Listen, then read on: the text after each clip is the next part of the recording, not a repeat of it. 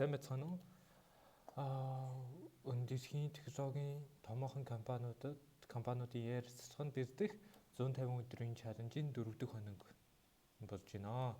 За өнөөдрийн бидний бодлого болохоор valid anagram гэдэг бодлого байгаа. За энэ нь юу гэсэн үг вэ гэхээр хоёр стринг өгөгдөн биднэрт ийм хоёр стринг өгөгдөн. За тэгээд энэ нөгөө нэгнийхээ анаграм үгүй юу гэдгийг нь олох юм. За анаграм гэдэг нь юу гэсэн үг вэ гэхээр ижирхэн үсгийг ижир тоотоогоор агуулсан байхыг хэлнэ. Одоо жишээ нь энэ хоёр үг бол энэ нэг нь anagram гэдэг үг байх, нөгөөх нь nagaram гэдэг юм үү те. Энэ хоёр үг бол хоорондоо анаграмууд байх нь байна. За тэгэхээр юу гэсэн үг вэ гэхээр үзүүлээ.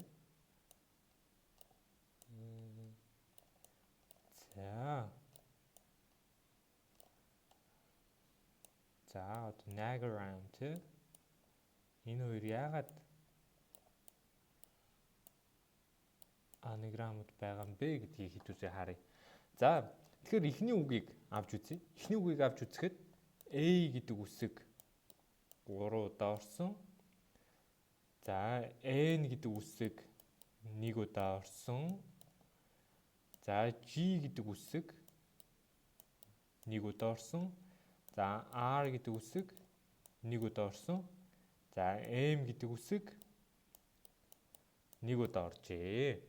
За мөн адилаар нөгөө үгийг харахад энэ үгийг харахад A гэдэг үсэг 3 удаа, N гэдэг үсэг 1 удаа, G гэдэг үсэг 1 удаа, R гэдэг үсэг 1 удаа, M гэдэг үсэг 1 удаа оржээ.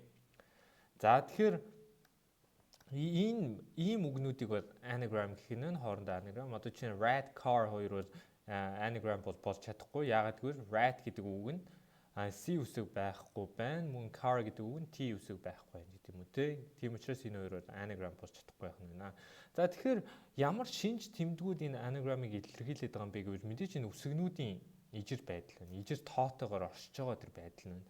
За мөн нөгөө талаасаа харуул стрингүүд хоорондоо ижир урттай байх хэвээр. Өөр урттай байвал энэ бол угаасаа anagram бол биш байх нь байна. За тэгвэл яаж бодох юм бэ? Хэдүүлэнд ямар тактик байгаа юм бэ гэдгийг авч үзье. Тэгээд энэ ямар тактик вэ гэхээр мэдээж хамгийн ихсэд ижир урттай учраас индексийн хувьд ч гэсэн ижир байна гэсэн үг. За хэдүүлээ за юуныхаа за энийг нь жоохон багасгаах. За тэгэхээр anagram гэдэг үг байна. За нөгөөх нь nagaram те.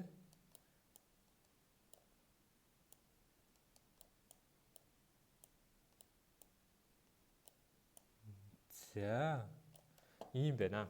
За тэгсэн чинь хамгийн ихсэд бид нэр авч үзье та.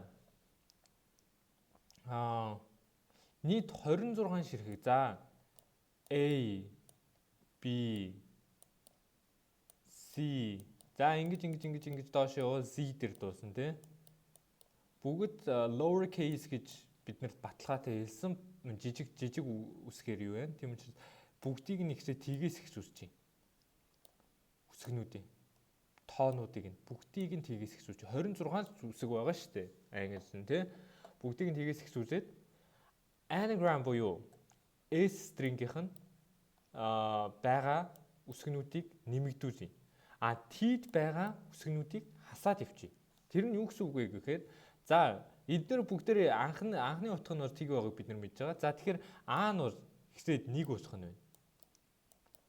A нь ихсээд 1 уусгах нь. Яагаад гэвэл S string-ийнх нь эхний үсэг гэж. За тэнгүүд дараа нь T string байгаа. За тэрний энэ T энэ S string тийм ээ.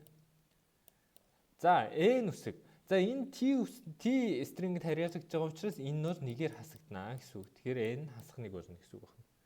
За тэнгүү дараа нь N байна. N нь нэгээр нэмэгдэнэ. Тийм учраас нэг болно. Дараа нь A нь энд нэг байгаа. T string-д дахиад байгаа учраас хасагдана T болно. Энэ буруу ч чинь нэг усахгүй энэ T болно шүү. За тэнгүүд дараач руу норъё. A нь дахиад S string-д байгаа учраас нэгээр нэмэгдэх хэвээр A-ийнх нь юу нь солигдлоо. нэг өссөн. G T string байгаа учраас G чинь анхны утга нь T-г байгаа. Тийм учраас энэ дэр шинээр хэвчээ хасах нэг өссөн. Энэ шүү. За тэгэнгүүт G A дахиад. За тэгэнгүүт A string G байгаа учраас дахиад G T-г болно. A нь T string байгаа учраас дахиад хасагдана. A нь дахиад T-г болно.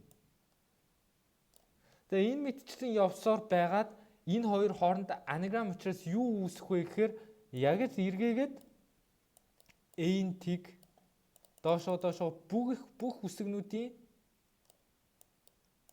тоон тэгтээ тэнцвэр болох нь. За хэрвээ энэ үсгнүүд донд аль нэг нь тгээс өөр гарч ирвэл тэр бол анаграм биш байх нь байна.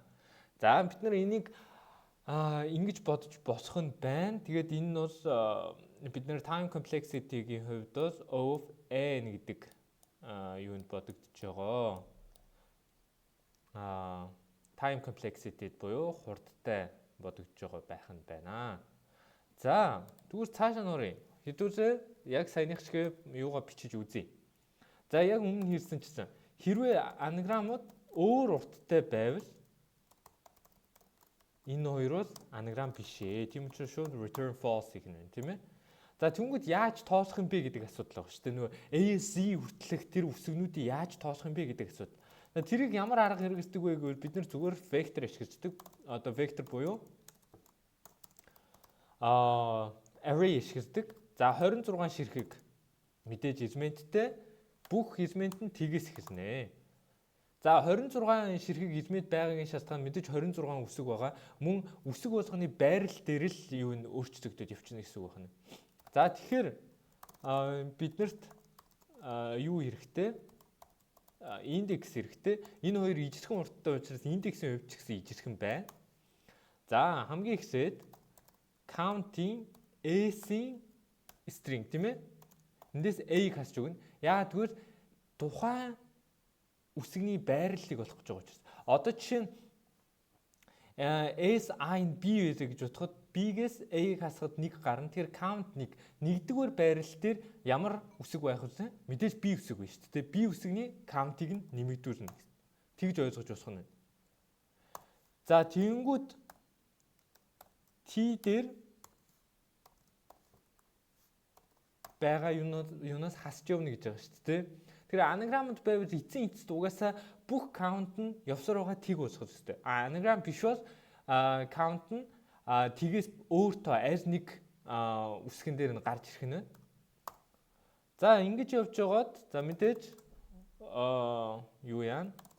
За одоо бол хэдүүлэнд нь тийм индекс бол хэрэггүй. Count-ийн зүгээр тоонууд дундуур явуулна. Тэгээд хэрвээ n тэгээс өөртөө гарвал false гэн энэ бүх шалгуурыг даваад гарчвал энэ бол true тийм ээ. За шалгаж үзцгээе хэдүүлээ. За бодлого бол болж байна. За бодлого бол болж байна. Тэгэхээр хэдүүлэн хамгийн чухал анхаарах ёстой зүйл бол энэ байх нь байна. Энийг сайн ойлгох хэрэгтэй. Ямарваа нэгэн үсэг өгдөн одоо юу ч байдیں۔ Тэ B ч байд юм уу, C ч байд юм уу. Тэнгүүд угаасаа одоо программын хэл дээр array ямар индексээс эхэлж байгаа вэ гэвэл тэг гэдэг индексээс эхэлж байгаа. Тэр тгээс эхэлж A тоологдож эхэлнэ гэсэн үг. Тгээс эхэлж A тоологдоод 1 дээр B тоологдно, 2 дээр C тоологдно, 3 дээр D тоологдно. Ингэж явах нь байна. За тэгэхээр S дээр байгаа string-үүдийг нэмэгдүүлээд за энэ хоёрын угс байрыг нь сорьсон ч болно дөө. Энэ хоёр тийм дараалттай зүйл биш учраас зүгээр T-г нэмэгдүүлээд S-ийг нь хасагдуулсан. Хамгийн гол нь энэ хоёр ингэ суурьчилж явах хэрэгтэй гэдгийг анхаарах хэрэгтэй. За тэгээ өнөөдрийн бодлоготой хамт байсан та бүгдтэй баярлалаа.